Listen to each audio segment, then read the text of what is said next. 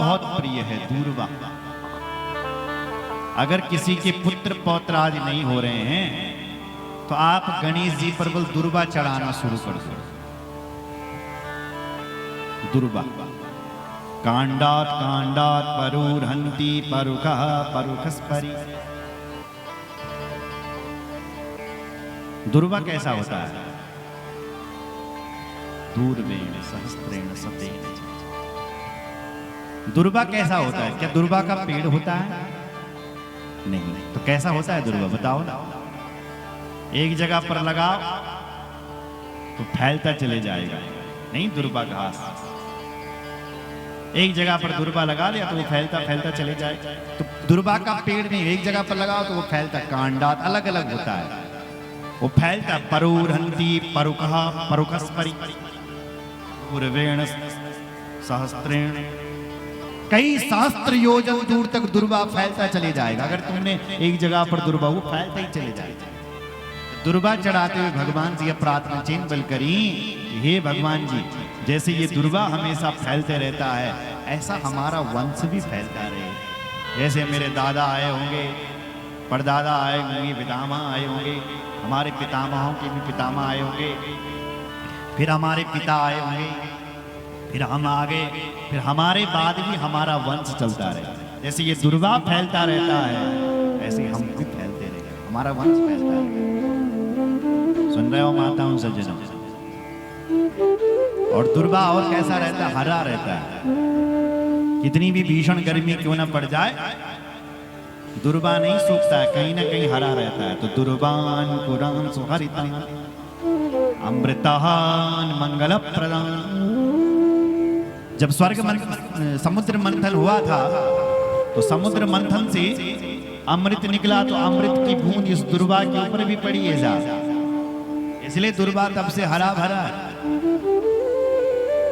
तो जैसे ये दूर्वा हमेशा हरा भरा रहता है, हे मेरे भगवान, ऐसे भी हमारा परिवार भी हरा भरा रहे। सुन रहा हूं माताओं? इसलिए गणेश जी को तुलसी न चढ़ाने वाले, गणेश जी को दूर्वा चढ़ाना चाहिए। और गणेश जी को लड्डू बहुत प्रिय है, मोदक प्रिय है गणेश। गणेश जी के एक हाथ पर शास्त्र है। गणेश जी एक हाथ पर रस्सा है, एक हाथ पर अभय मुद्रा है। गणेश जी की सूंड बड़ी लंबी है। बोलो गणेश भगवान की जय। और हर महादेव, और हर महादेव, महादेव।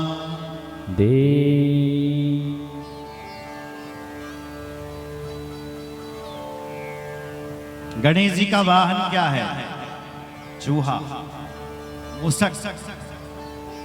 गणेश जिस दुनिया को बताना चाहते हैं, ए दुनिया वालों, अगर बड़े बनना है तो मेरे जैसा बनो।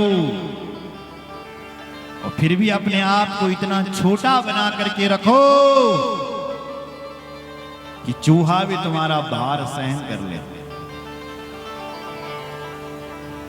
आपने सोचा इतने बड़े गणेश चूहे के ऊपर कैसे बैठते होंगे? गणेश जी दुनिया को कहना चाहते हैं, भैया हम बड़े ही नहीं, हम छोटे भी हैं। हम बड़े होकर के भी इतने छोटे बनते हैं कि हमारा भार चूहा भी ग्रहण कर सकता है। इसलिए सीख है इस दुनिया के लिए, बड़े बनो कोई बात नहीं, पर अपने आप को छोटा बना करके रखो। बोलो जय श्री राम। छोटा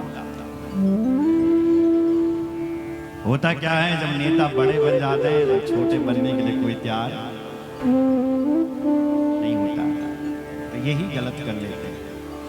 अगर तुम बड़े बने हो तो छोटा बनना सीखो। बोलो जय श्री राम। बड़ा कौन बनता है? जिसकी सूंड लंबी होती है वो बड़ा होता है। अच्छा, सूंड का अर्थ क्या है? गणेश जी की ये सूंड बड़ी क्यों है? ये प्रतिष्ठा की सूंड है माताओं से। प्रतिष्ठा की सूंड लंबी करो, अच्छी बात। अच्छा, प्रतिष्ठा कब बढ़ेगी? जब तुम दुनिया में अच्छे अच्छे काम करोगे, जब तुम किसी को नीच भाव से नहीं देखोगे, अपने से छोटा नहीं देखोगे, तब तुम्हारे अंदर, तब तुम्हारी प्रतिष्ठा बढ़ेगी। जब तुम हर व्यक्ति के लिए परमार्थ का काम करोगे, सुन रहे हैं, तब प्रतिष्ठा बढ़ी। अच्छे अच्छे काम करोगे इस दुनिया में, तो प्रतिष्ठा तो उसी की बढ़ती है ना जो अच्छा करता है। जब अच्छा करोगे तो प्रतिष्ठा बढ़ेगी। इसलिए गणेश जी की सूंड बड़ी लंबी है, प्रतिष्ठा की सूंड। और सुनो, गणेश जी का पेट बहुत बड़ा है। पेट देखा कभी गणेश जी का पेट आपने? क्यों बड़ा होगा? गणेश जी बताना चाहते हैं, दुनिया वालों, अगर तुमने बड़ा बनना है तो अपना पेट बड़ा बना लो। क्यों साहब? बोले सबकी बातों को पचाना सीखो। इस पेट में एक पेटों में पच गई नहीं ना, बोला हमारे एक पेटों में पच गई नहीं साहब। अगर तुम बड़े बने हो तो लोग तुम्हें सुनाएंगे, चाहे तुम कितना भी अच्छा करोगे, विरोधी तो कहेगा अरे क्या किया, कुछ नहीं किया। तो आपने सबसे एकदम क्रोधित नहीं होना है, आपने धैर्य रखना है, धैर्य से काम लेना है। तो सबकी बातों को आपने पचाना सीखना है। अरे जो भाई बड़ा आदमी होता है उसके जो चमचे होते हैं वो तो कई चीज कह सकते हैं साथ, अरे वो ऐसा है, वो ऐसा है, वो ऐसा है, वो आपके बारे में ऐसा कह रहा था। तो आपने धैर्य से बल काम लेना है, सबकी बातों को पचाना है। इसलिए गणेश जी का पेट बड़ा है।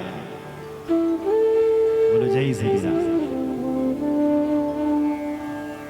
पचाना सीखो, सबकी बातों को पचाना। बोलो गणेश भगवान की जय। और सुनो, गणेश जी के कान भी बड़े बड़े हैं, नहीं है साहब? क्यों बड़े बड़े?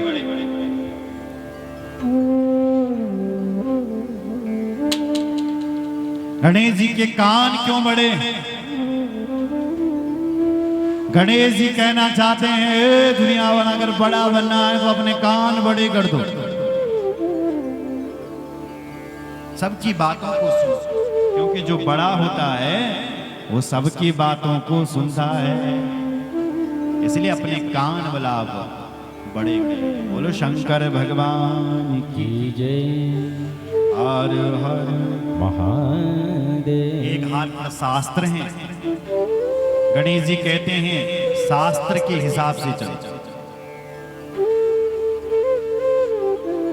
अगर आप शास्त्र के हिसाब से चलोगे तो तुम्हारा जीवन सरल हो जाएगा, पवित्र हो जाएगा।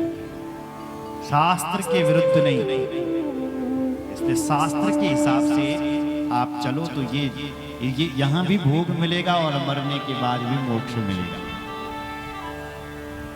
सुंदर।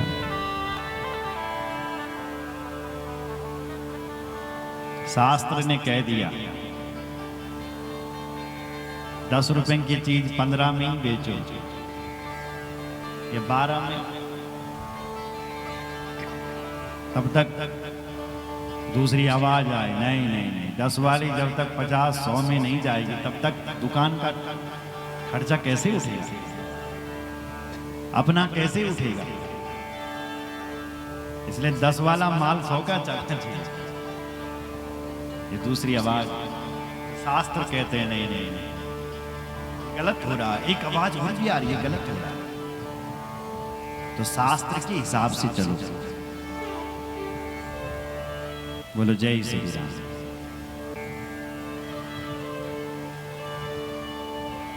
जो व्यक्ति शास्त्र के हिसाब से चलता है, धर्म के हिसाब से चलता है, उसका जीवन बल मंगलमय हो जाता है। बोलो भक्त वत्सल भगवान की जय। समस्त धर्मों का एक ही सार है, श्रूयताम धर्म सर्वस्वम श्रुत्वा चैव वधार्यताम आत्मनः प्रतिकूलानि परेषां न समाचरे। ये समस्त धर्मों का सार है।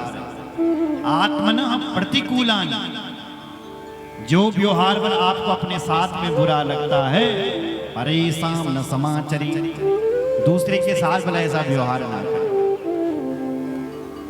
आप 10 वाली चीज 100 रुपए को बेच देते हो, ग्राहक चला गया, कहते